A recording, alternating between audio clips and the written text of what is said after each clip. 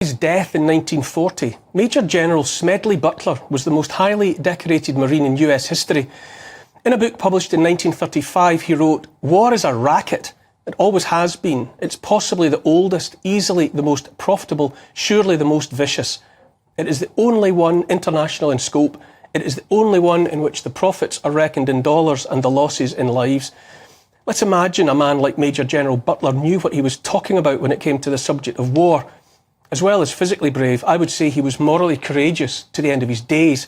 He said that during his 33 years of active military service, he spent most of his time as a, quote, high-class muscle man for big business, for Wall Street and the bankers. In short, he said, "I was a racketeer, a gangster for capitalism." A racket is best described, he said, as something that is not what it seems to the majority of the people.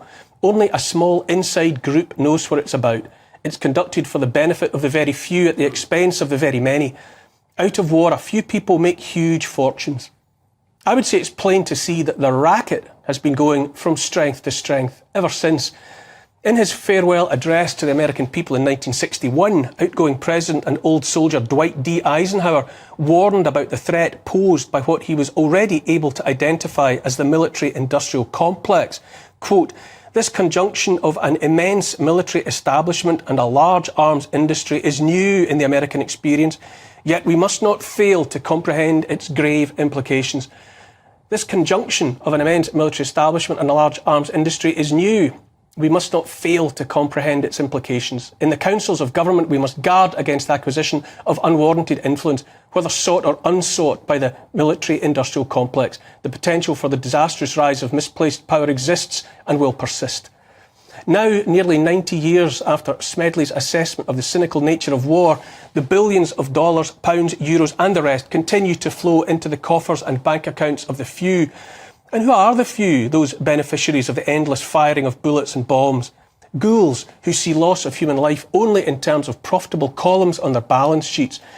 It's a tragically accurate adage that young men who don't know each other and don't hate each other are sent to war by old men who do know each other and may or may not hate each other, but who shake hands and split the profits when all the young men are dead.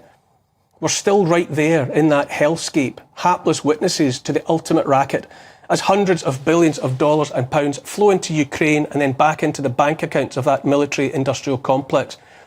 Russian dissident Alexei Navalny has died in prison. US President Joe Biden was quickly thrust in front of the world's media to exploit that death to justify the sending of yet more billions of dollars to Zelensky's Ukraine. He said, "We have to provide the funding so Ukraine can keep defending itself. History is watching. The failure to support Ukraine at this crucial moment will never be forgotten." Former President Donald Trump was impeached in 2019 before any Russian tanks had crossed the Ukrainian border for pausing funds already earmarked for Ukraine. $391 million in security assistance, $250 million through the Department of Defence's Ukraine Security Assistance Initiative, and $141 million through the State Department's Foreign Military Financing Programme. Trump paused all of that because he wanted to investigate alleged Biden family links to Ukraine and was subsequently impeached. According to Republican Senator J.D. Vance, a new bill proposed by the Biden administration guaranteeing a further $61 billion to Ukraine, money earmarked primarily for US arms manufacturers, has within it a clause leaving any attempt by a future president to halt that funding vulnerable to similar proceedings.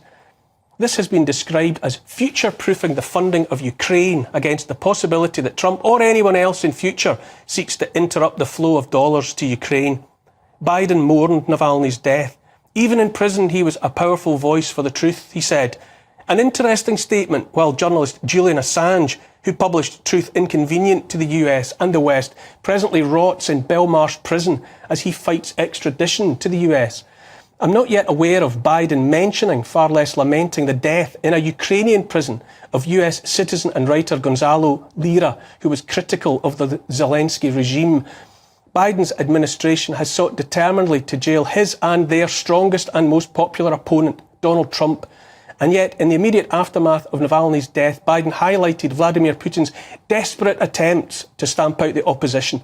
Zelensky, propped up only by Western cash, has crushed his own political opponents as well.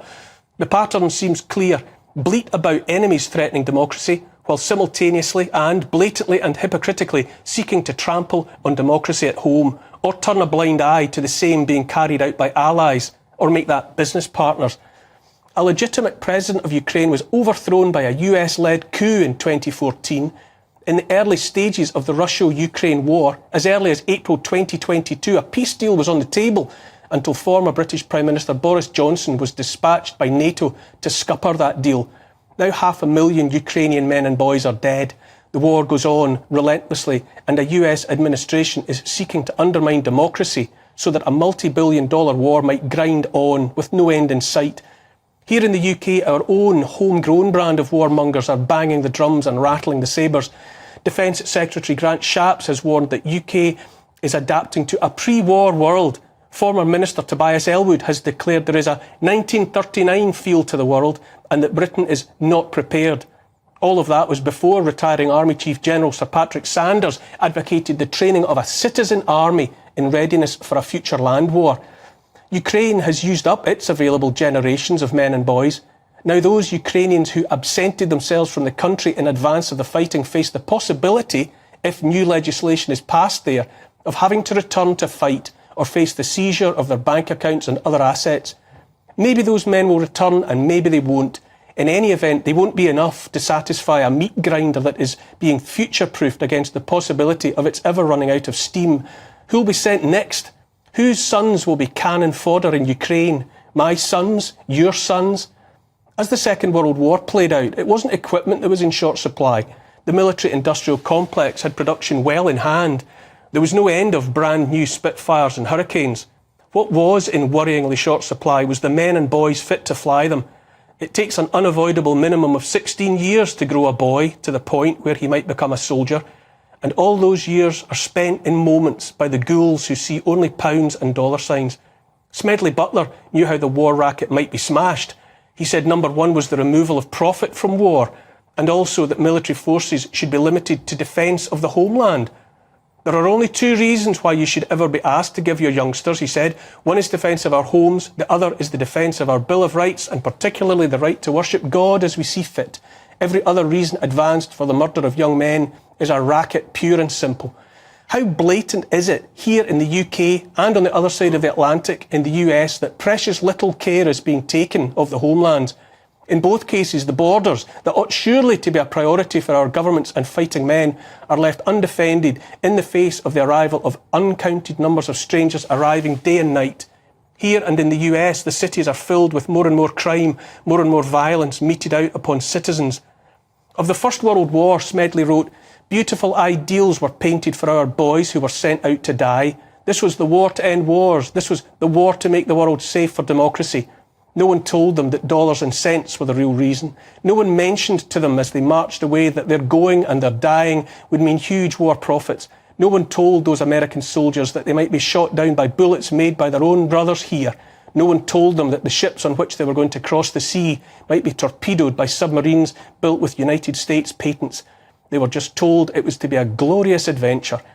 Leaders here and in the US talk a good game about how concerned they are about the death toll of civilians in Gaza, tens of thousands of women and children among them. But still the profitable bombs and bullets fly in the sky there. The coffers of the same few grow more bloated yet. I say we must swim clear of the warmongers who make blood money in our name. The horrors of the 20th century were supposed to serve as unforgettable lessons, but there's precious little sign that much of anything was learned. Talk of a citizen army reeks of the rhetoric of 1915 and Kitchener that led to the horror of the Somme, where 60,000 British men fell in a single day, nearly 20,000 rendered into butchered meat. I don't believe the majority of mothers and fathers here, or in the US, or in Russia for that matter, want to see their sons and daughters condemned to die in a Third World War. Here's the thing, war is a racket, the oldest, the most profitable, the most vicious. We see the racketeers. The Pentagon cannot even pass an audit to explain where all those billions of dollars actually go, how precisely they are spent, and yet always the call is for more. While Joe Biden ramped up the anti-Russian rhetoric in the wake of Navalny's death on this side of the pond, Zelensky addressed a gathering of security and foreign policy officials at the annual Munich Security Conference, where yet more deals were surely struck to oil the wheels of the meat grinder. Here we are with a forever war potentially future-proofed against any end of its funding, where democracy is sidestepped at home by those who would send our sons to die in the hollow name of democracy abroad. In any event, there's no talk of peace, only of war. It really is a racket. The only meaningful question is this: how long will we submit to a world run by racketeers and gangsters?